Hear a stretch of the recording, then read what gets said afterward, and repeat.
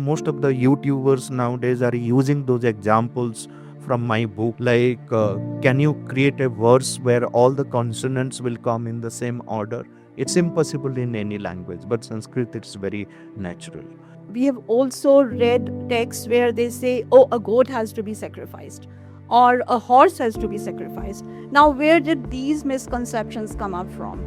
Do we know that the word aja is not for a goat, just for a goat? It is for a goat, but it is also for cardamom, elaichi, as we know it.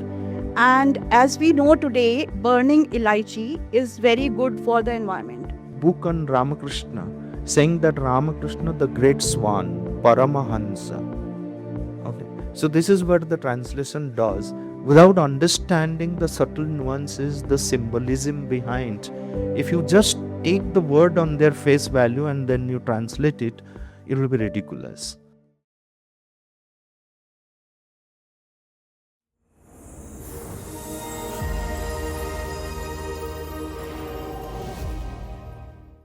Welcome everyone. I'm Ms. Geetanjali Mehta and that's Dr. Sampadananda Mishra.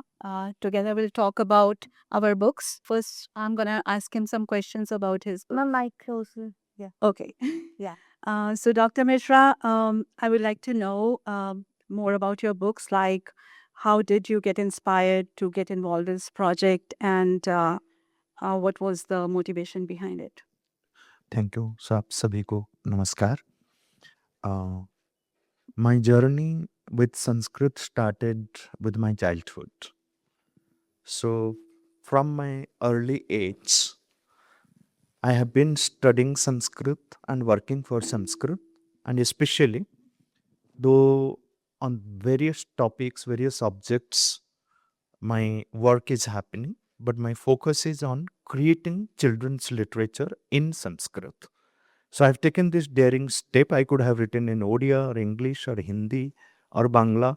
These are the languages with which I can write, speak fluently. But I decided to go with Sanskrit because my whole mission got changed when I went to Sri Aurobindo Ashram in Pondicherry and I read one statement of the mother who was a spiritual collaborator of Sri Aurobindo. She wrote, every child born in India must learn Sanskrit, as every child born in France has to learn French. So that inspired me that how do I take Sanskrit to every child of India? So that is the mission with which I am working. I have created a lot of textbooks. My textbook is known as Deva Bhasha. So for last 25 years, I have been taking India's knowledge tradition, Rishi tradition, India's cultural heritage to thousands of children through this Sanskrit textbook called Deva Bhasha. So if you are interested, you can go to devabhasha.in, the website. All the details will be available there. Then in 2014, after I launched the first ever Sanskrit radio, 24 by 7 Sanskrit radio in 2013 called Divyavani Sanskrit Radio, which I'm single-handedly managing for last 10, 12 years, 13 years in fact. Because the idea was that if children have to learn Sanskrit or anyone who is wishing to learn Sanskrit must listen to it. And there was no facility, not much content, child-friendly content on website. So 15th of August 2013, I started 24 by 7 Sanskrit radio. Every content is in Sanskrit. So you switch on Divyavani Sanskrit radio on your TV, on your Alexa, anywhere you are in the any part of the world, 24 by 7 you can listen to the contents in Sanskrit. And 2014 I established Samskrita Bala Sahitya Parishad to create a kind of national movement with regard to qualitative children's literature in Sanskrit. Simple language, stories, various kinds of plays, and other study materials which are included in this kind of thing. So I have contributed in a project giving 30 books to NBT in 2022. Then 10 books earlier to that I had published in Sri Aurobindo Ashram. And now recently, these 10 books we have given to Ministry of Education. So having all the different kinds of, like here is a book called Krida Kautuki, which I myself have written because the children have to be taught through fun way. Haste Khelte Sanskrit. So here there are many activities to teach the language innovatively. And also the purpose of education is not just to teach the language, but to take care of the inner development, the inner growth of the child, the power of concentration, observation, the imagination power, the creativity, their thought power, reasoning power. If these are not given along with whatever subject we are teaching, then we are not really good teachers. We don't know what real education means. So here are games which will help developing the concentration power, creativity, focus, balance, and so many other things. So two parts. Similarly, we have one more book called Katha Shloka Vinshatika. So 20 shlokas collected from the ancient texts. Each shloka has a story. Just a 4-line shloka has a long story embedded in it. So, unless and until you know the background, the whole story, you cannot even appreciate that shloka. Written in beautiful metrical patterns. So, what we do, we tell the story in the classroom and then ask the children to remember the whole story through this one single shloka. Similarly, we have stories from Ramayana, stories from the Mahabharata, short plays, and there is a Shabda Krida book also. So through various puzzles, crosswords, you make Sanskrit learning and the book learning the vocabularies, learning about various aspects of our culture through this Shabda Krida. So like this, we have these 10 books which we very recently got it published through Garuda publication, and the journey continues. Like if you go to our Samskrita Bala Sahitya Parishad, there is a Facebook page, official Facebook page of Samskrita Bala Sahitya Parishad. We have got very organically grown 52,000 followers just every day engaging themselves, and very rich content we are putting on a daily basis on the Facebook page. So you can access to that. My whole mission, as I made it clear, to take Sanskrit to as many children as possible in India through these qualitative children's literature in Sanskrit. Thank you so much, Dr. Mishra. My next question is generally, we view Sanskrit as a very complicated language that children cannot understand because of maybe the rules of grammar, the elaborate rules that we have. So, how do you see it in that context? That is it really possible for a child to absorb the true intent of Sanskrit grammar and vocabulary at a young age? I never asked this question to myself whether it is possible or not possible. I just did it. You go to Set MR Jaipuriya school in Lucknow. We have started, that's the one and only school in Bharat with the ICSE board, where in 2003 we first introduced Sanskrit compulsory from playgroup to class 8. It's compulsory.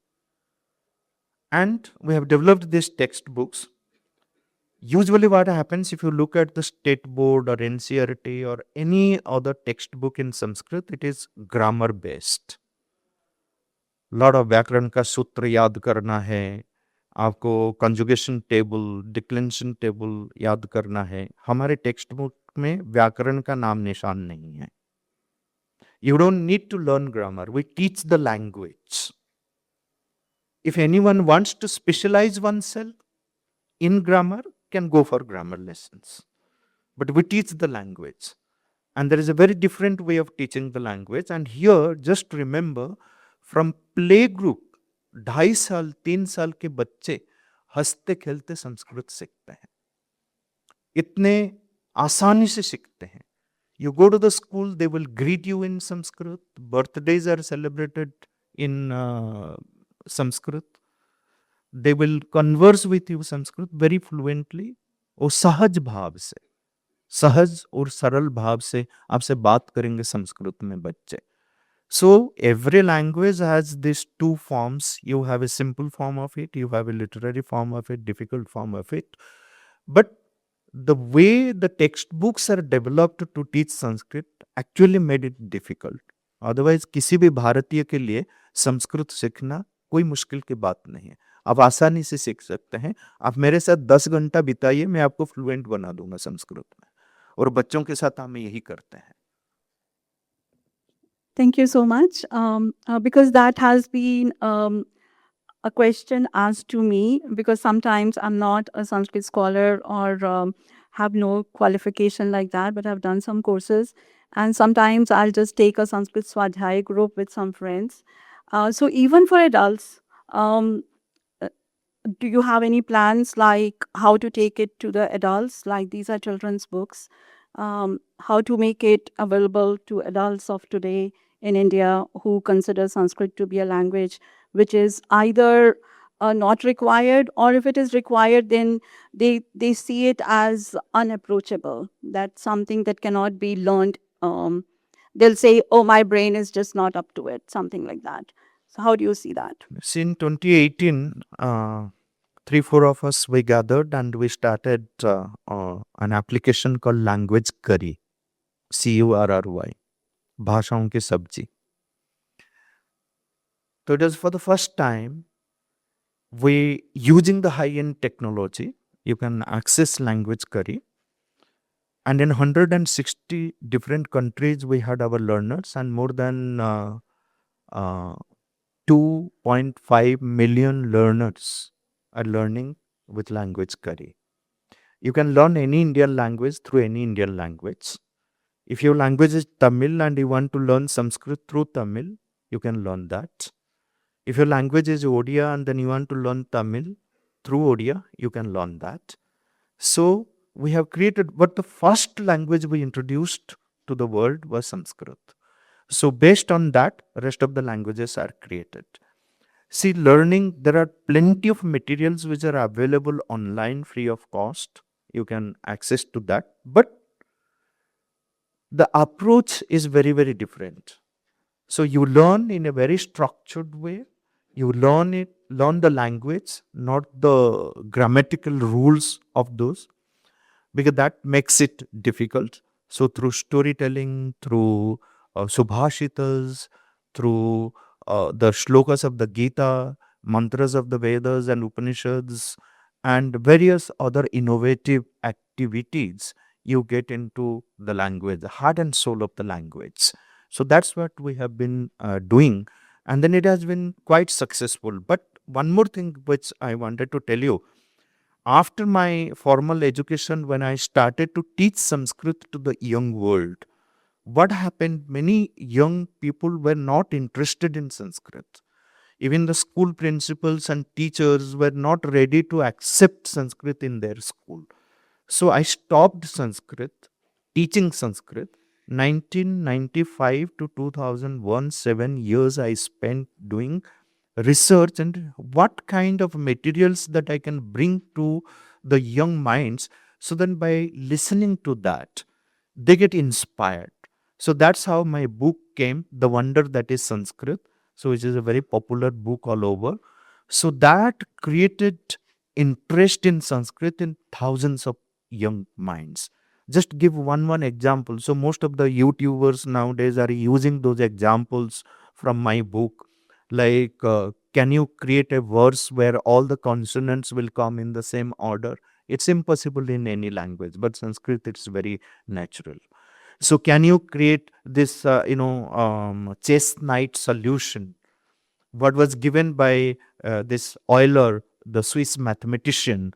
That's how it is known as. But what people do not know, Vedanta Deshikan in 13th century and many others, they could contribute, shlokas, a single shloka or two shlokas. You put them on a chessboard and it gives the solution to how do you play starting the movement of a horse on the chessboard from any corner, and then complete all the squares without landing twice on any. So Vedanta Desikan could write two stotras, Vishnu stotras, dedicated to Ranganathan, and then you have the chestnut solution in that. So, like these many examples I brought before, and then I conducted workshops, and many young minds that, whoa, no one told us this. So that's how a lot of interest generation which happened, and then I created the textbooks for learning Sanskrit.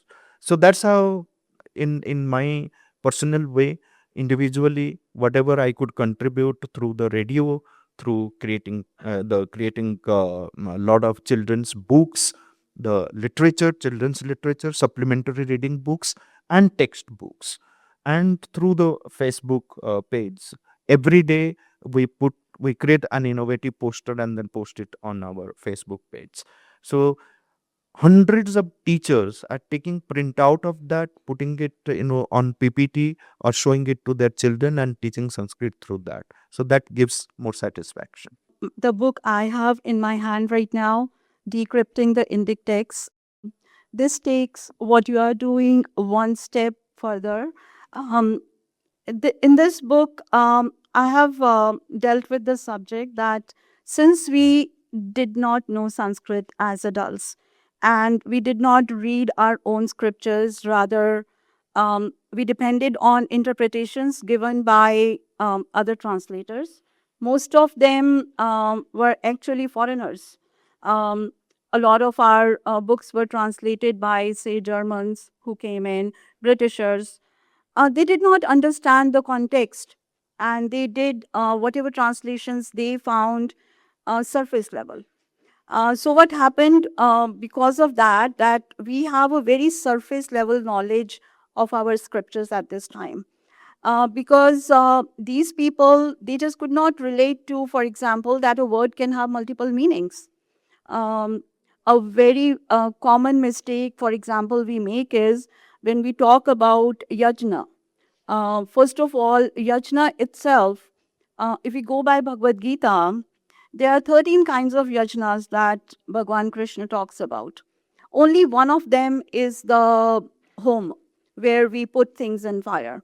Rest of them are nothing to do with fire. They are pranayamas. A lot of them are just pranayamas.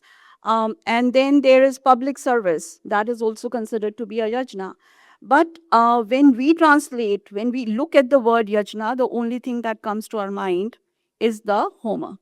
That means we are missing out the other 12 kinds. Similarly, when we talk about things which are to be offered into the yajna now, the sacrifice, we know that right now when we have to do homa, we put in a mixture of herbs. But we have also read texts where they say, oh, a goat has to be sacrificed or a horse has to be sacrificed. Now, where did these misconceptions come up from? Do we know that the word aja is not for a goat, just for a goat? It is for a goat, but it is also for cardamom, elaichi, as we know it. And as we know today, burning elaichi is very good for the environment. So that is what our rishis meant when they said, okay, put an aja into the fire and it will be good for you. They did not mean, oh, put a goat into the fire. Like they were not even meat eating people. So how could they say that? Similarly, another misconception is when we say Ashwa. We know that these days we have this herb called Ashwagandha, which is a distorted version of Ashwakanda, where kanda means the root. So the root of the plant is ashwakanda. The root of the plant is called ashwa, and the plant is called ashwakanda. Now, if the root of the plant is ashwa, and that is what you have to offer into the fire, that is what our rishis meant. They did not mean that put a horse into the fire.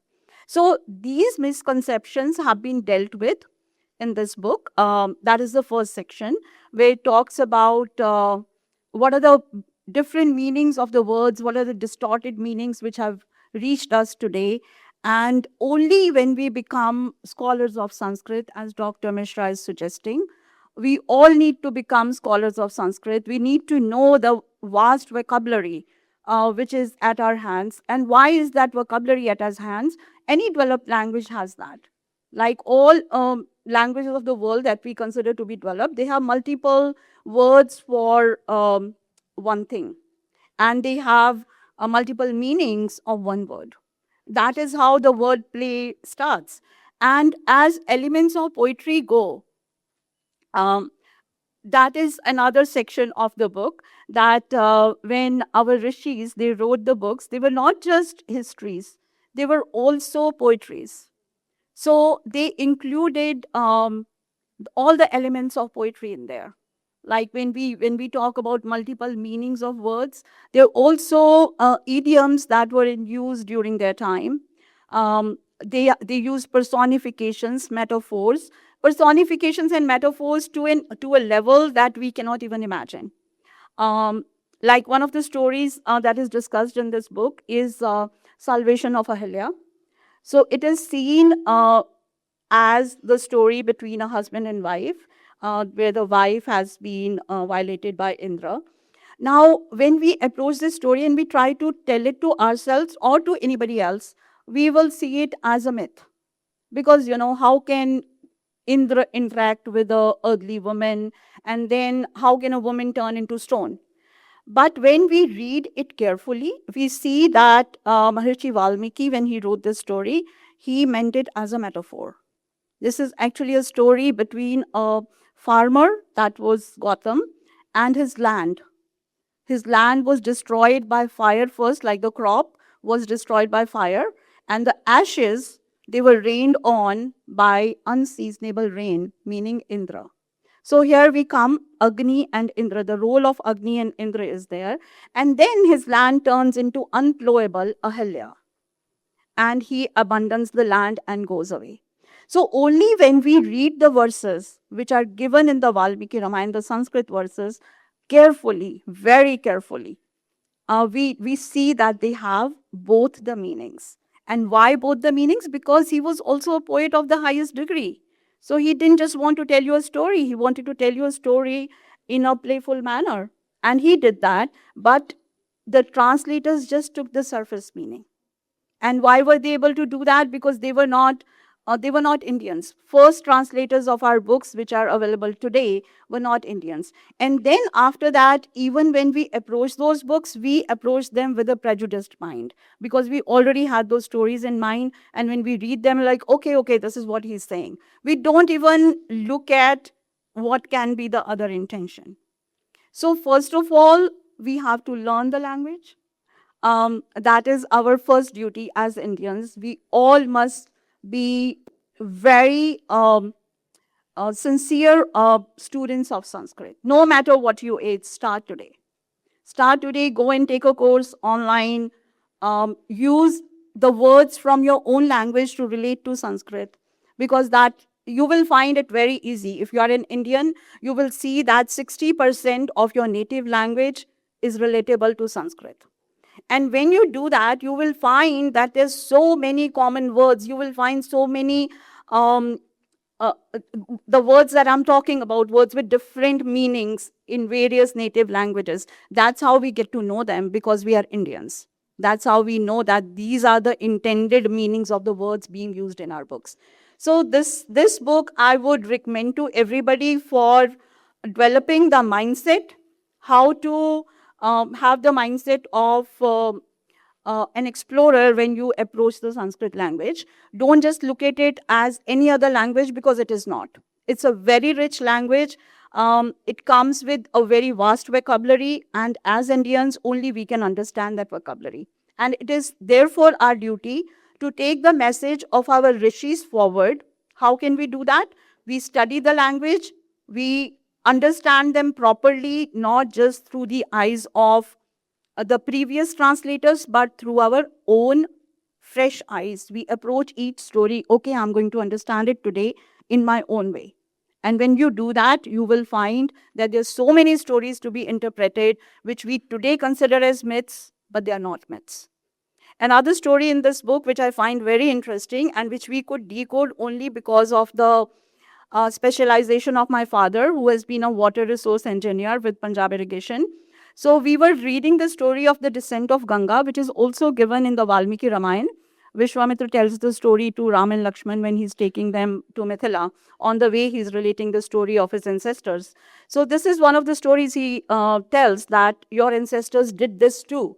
They brought Ganga down to the plains, northern plains of India.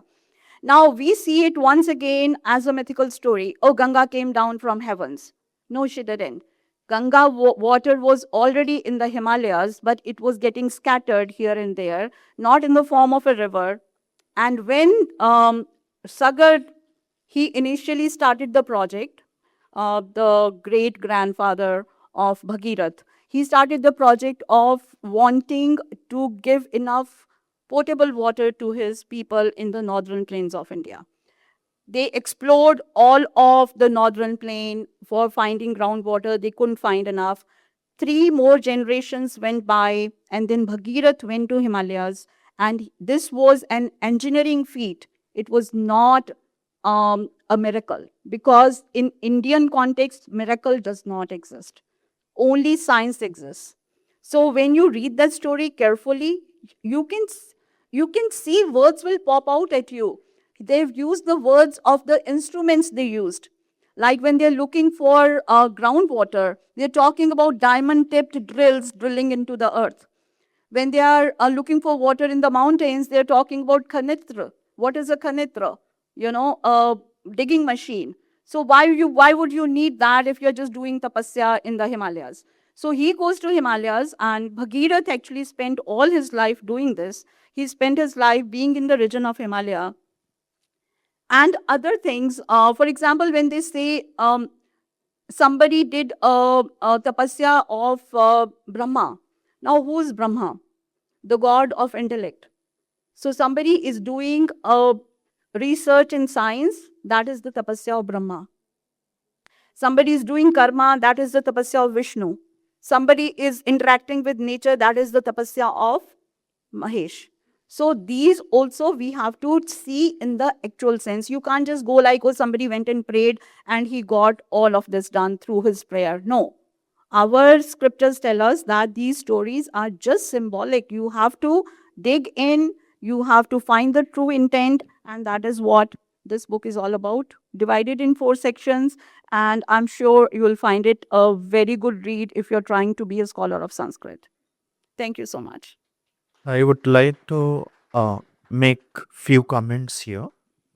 When we are dealing with texts like the Vedas, Upanishads, Gita, Ramayana, Mahabharata, or any other sacred text which is written in Sanskrit, first we need to understand the very nature of the language and all those people who used this language. What was their approach in using this language?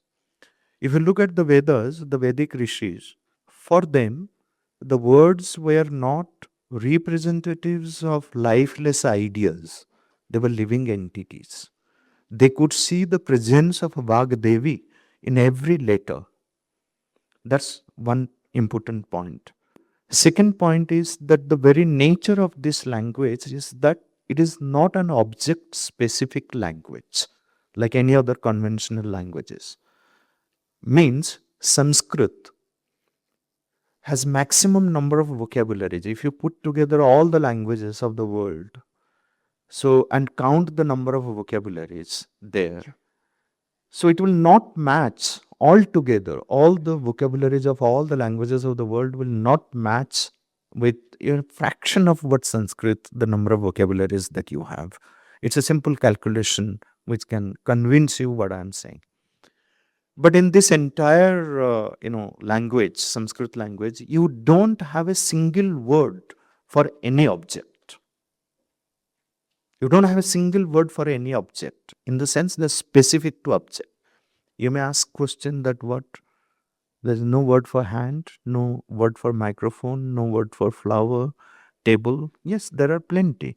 But they're not object specific. They don't specifically refer to that object.